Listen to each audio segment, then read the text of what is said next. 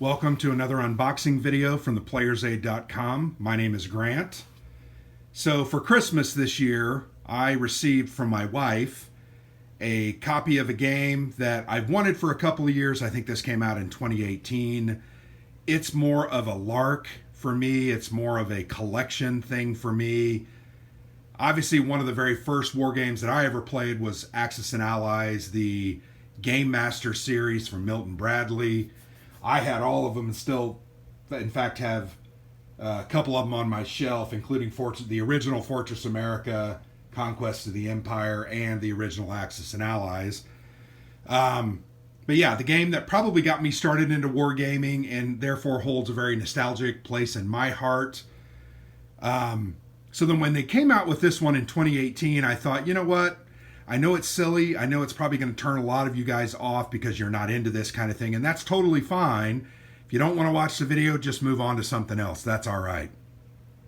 But this game is Axis and Allies and Zombies, so it includes kind of an alternate look at World War II, where there were zombies or a zombie plague that you also have to deal with as you are playing as, one of the five factions, either the Russians, the Germans, the Japanese, the English, England, or America.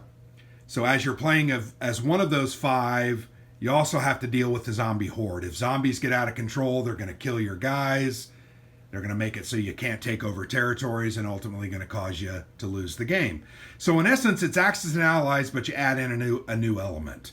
Also, some of the rules, the victory conditions have been changed. In the past, as the Axis, I believe you could win an IPC victory by controlling a certain amount of territories or controlling, I think it was 2 capitals, or having your opponent surrender. Vice versa. I think for the Allies, it was just control 1 capital or either Germany or Japan. But in this game, I think you don't have to do 1. So nobody has to control more than 1. If they just control 1 enemy capital, they win the game and survive. So let's go ahead and take a look at it. Once again, this is kind of for a lark. I think my wife said she paid $39 for this on Amazon. And I'm like, you know what? That's great. 39 bucks. We got free shipping. I'm okay with that. I looked at some of the cards yesterday, but other than that, I really have not opened it up. I just got it for Christmas and wanted to hold off on opening it up until I could do a video for you guys. I've talked to Alexander about this. I think he's interested. I'm not going to say he's excited, but he definitely is interested, and I'm having a whale of a time getting this open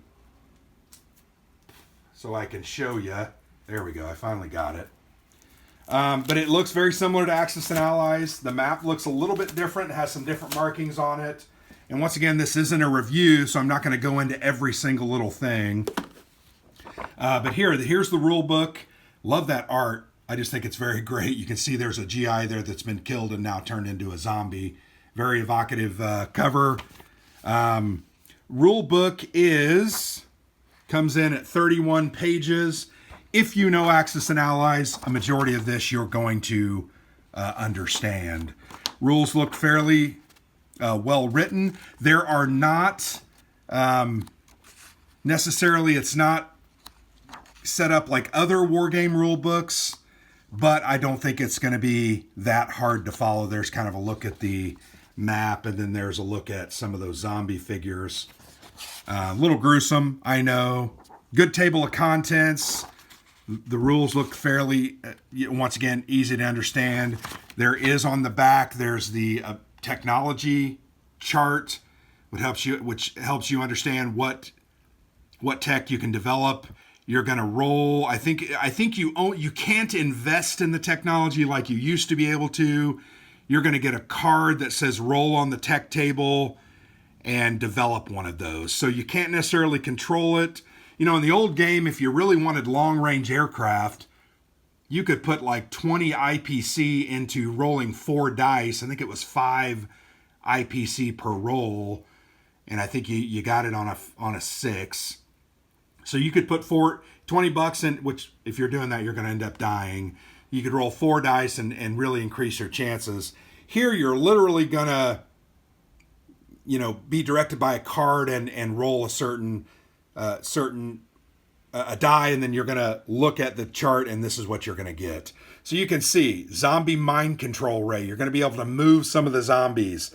Dead napper convoys. Don't know what that is. Air DOTs. Chainsaw tanks. Z4 explosives, not C4, Z4. Zebra suits, which protect you from the attacks of zombies. So that's the rule book. Pretty standard stuff with some new twists, and you're gonna have to get your own copy or watch our review to understand that. The patented battle board. If you played Axis and Allies, you've seen a battle board. You're gonna line your pieces up, and then that's going to tell you the number you need to roll or less on a 6-sider. You're going to roll per category, and then the opponent's going to take. Well, I'm sorry, this is the attacker. Then your opponent's going to take losses. They're going to roll as well, and you're going to take losses.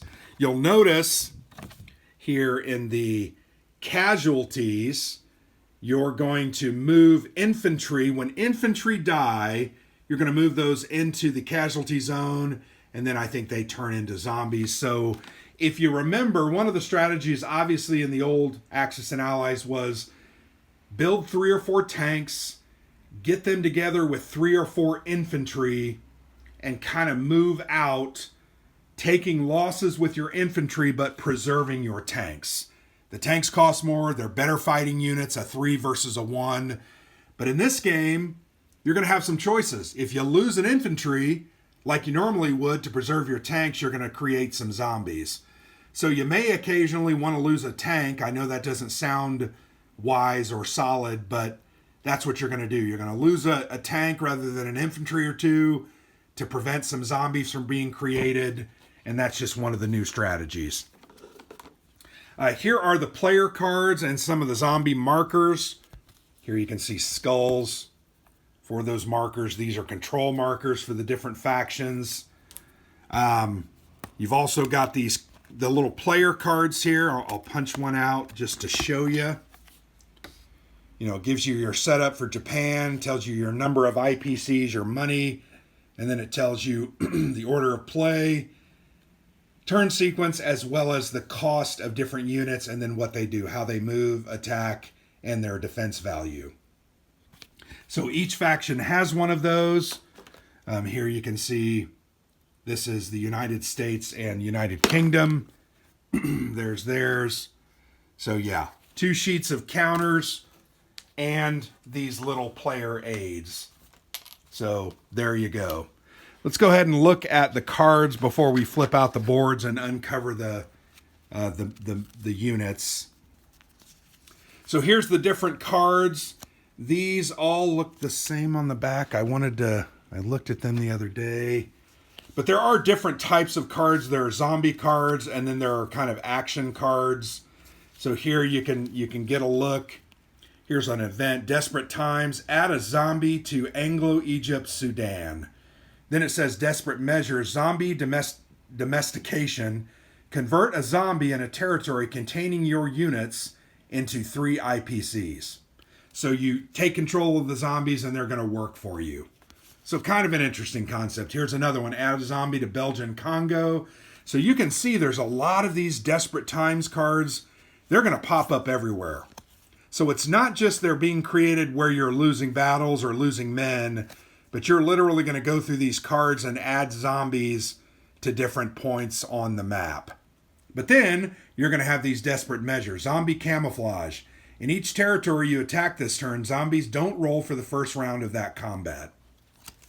I think the other important thing to remember or point out is that when your men are at the end of a turn are living or co-located with zombies, ultimately they're going to attack your men. So you got 5-6 zombies with your 5 or 6 men. They're going to roll some dice. You're going to roll some dice, and there's kind of a side battle. So you gotta remember about that. Here's some different cards. These are called Escalation. Draw and play 2 additional zombie cards. After all cards have been played this turn, shuffle the discard pile into the deck. So you can see that some of these, like you may play this card where it placed in Anglo-Egypt Sudan. It goes into the discard. Somebody's going to play this card and you're going to shuffle those back. So Anglo-Egypt Sudan's never going to be safe. You're never going to be totally out of the woods from the zombies. So they're always something that you're going to have to keep in mind. I think that's cool.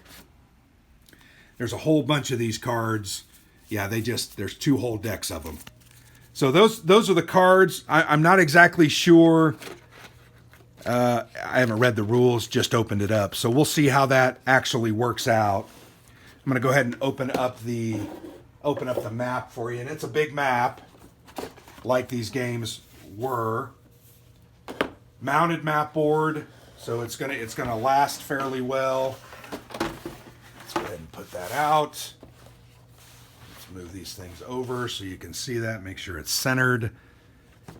I think you can see that, right? Yeah, there you go. So pretty typical looking map of the world.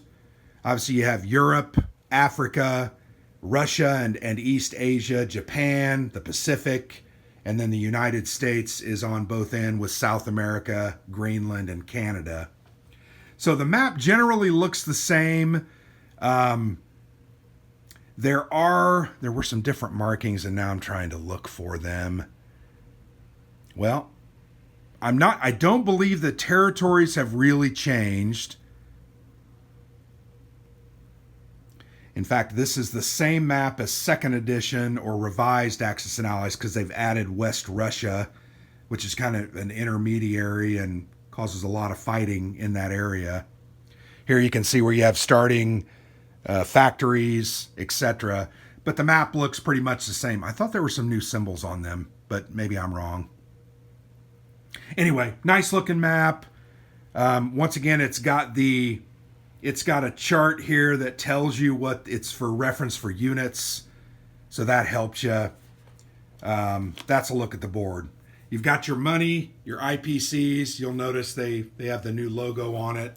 Other than that, they look the same. Not going to open those up. You get your chits. Not sure what the green ones are, but you've got your gray ones, which are typically singles. Your red represent 5. Maybe the greens represent 10. I'm not sure. There are custom dice in the game, which I think are cool. I always like custom dice. I'll go ahead and open those up. And I think the only thing that's custom about them is the 6 is a zombie. Yeah. So you've got a zombie face on the 6 face, but you've got red and black. So nothing real new or exciting about that. But then you have, I think these are called the zombie dice. Let's get these out.